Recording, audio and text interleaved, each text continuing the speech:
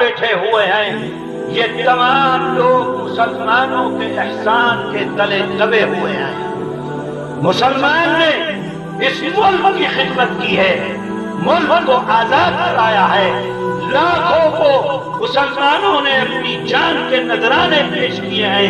یہ ملک آزاد ہوا ہے، آزادی ملی ہے تو تم دلی کی گدی پر پہنچے، آزادی ملی تو تم بہار کی گدی پر پہنچے، آزادی ملی تو تم جھارکھنڈ کی گدی پر پہنچے۔ اگر آزادی نہ ملتی کسی انگریز کے تلوے تم چاٹ رہے ہوتے۔ آج اختیار پر پہنچے ہو صرف مسلمانوں کی وجہ سے، اسی لیے میں کہتا ہوں کہ مسلمانوں کے احسان کے تلے پورا ملک دبا ہوا ہے۔ اگر مسلمان اس ملک کے لیے قربانی نہ دیتا، اس ملک کے لیے شہادت نہ دیتا، یہ ملک کبھی بھی آزاد نہیں ہو سکتا تھا۔